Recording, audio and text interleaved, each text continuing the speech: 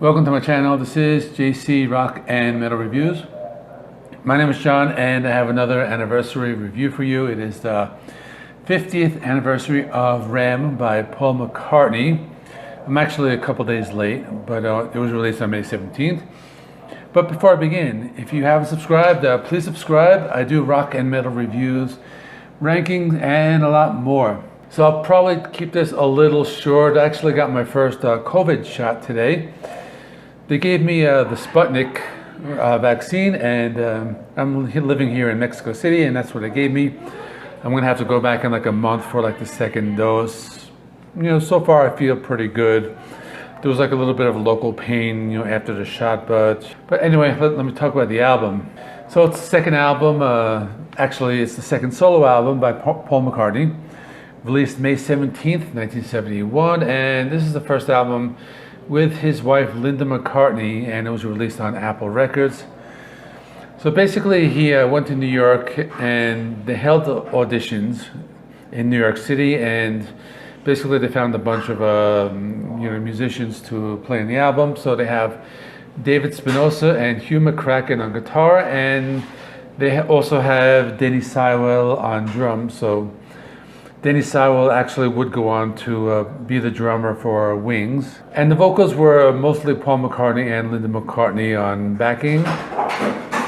Now this album was released during a time there was a lot of inner turmoil between Paul and the other Beatles, you know, mostly John Lennon. And a lot of that is reflected in the lyrics of some of the songs, which I will be mentioning as I go along. They were also in the middle of like illegal proceedings. They were trying to like dissolve the Beatles partnership, and you know, that was causing a lot of stress. But Ram is an album that a lot of Beatles fans say is one of their favorites amongst all the solo albums. When it was released, it got a lot of like negative press, but despite this, it was very successful in sales. So the album opens up with Too Many People, and this is a very popular song.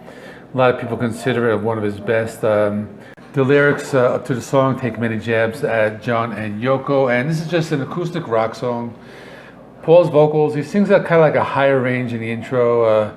Linda does the backing vocals like she does on most of the other songs. Has a pretty cool guitar solo. It sounds like something could have been on like a later Beatles album.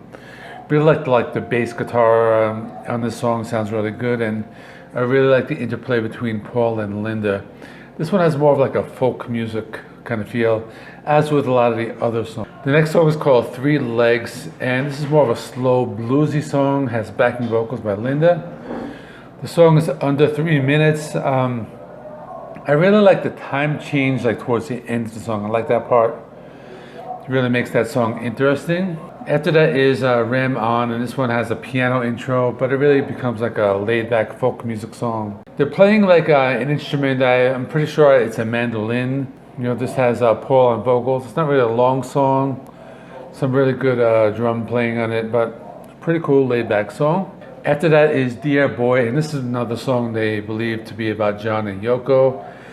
It's another short song, another piano-based song, and a lot of like different like layered vocals by Paul and Linda. Not really long, but it's another good one.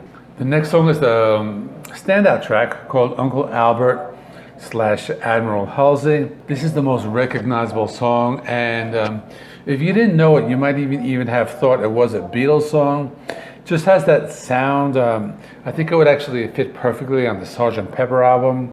This is Paul McCartney's first song to reach #1 on the US charts. Basically the song is a bunch of like song fragments that were kind of like put together to form the song. The song also has like a lot of like different sound effects and like Paul speaking through some kind of device that changes his voice. I thought that's pretty cool. According to Paul McCartney, Uncle Albert is kind of based on Paul's real uncle. The song starts out as a slow ballad, but it goes through a lot of like different changes. You know, as the song goes on, Linda's on the backing vocals. The second half of the song is a little more upbeat, a little more reminiscent of like a Beatles song, especially during like the Admiral Halsey section. I do like how it like speeds up and slows down towards the end of the song. I thought that part was really cool. After that is Smile Away. It's more of a blues rock song. I like Paul's vocals. It kind of reminds me of like Elvis Presley for some reason. Pretty good song, really great like backing vocals too. After that is Heart of the Country. This is just a very laid back acoustic rock song. It's a short song. I really like the guitar playing, like the acoustic leads. It sounds really good. Another song, Monkberry Moon Delight, and it's a really different sounding song. It's really upbeat, like bluesy piano based song, and Paul's vocals are a little like more, I guess, aggressive, you can say. The song has some backing vocals by Linda, and it's kind of a weird song, but I like that one a lot. The next song is called Eat at Home, and this is just another upbeat rock song with some cool riffs. Really great vocals in that. Eat at Home was also released as a single. After that is Long Haired Lady, and this is again another just relaxing, laid back song. And this one has Linda McCartney doing like lead vocals along with Paul, so they have like a co-lead on this song. I like this one a lot. It's kind of one of the better ones.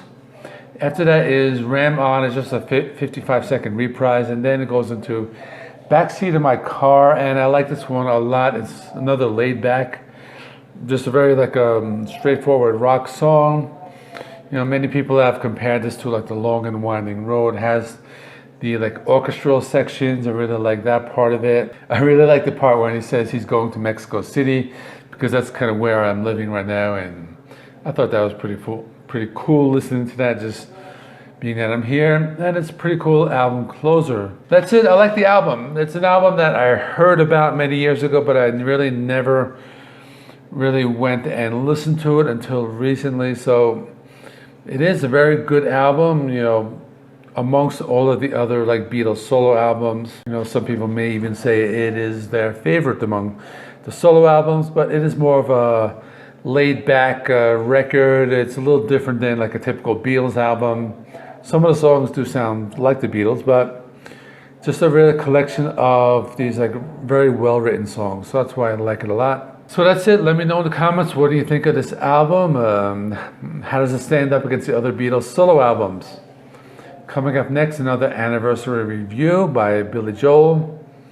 And this weekend, I'm not really sure about the new releases. There's an EP by Devil Wears Prada, a covers album by Monster Magnet, and an album by a band called Pop Evil, which I don't know really well. So I'll give them a listen. I may or may not do those. So if I don't have any more new releases this weekend, there are a few more anniversaries. So I'll just keep going with the retro reviews. That's it. Check out the in-video links, and I'll see you in the next one.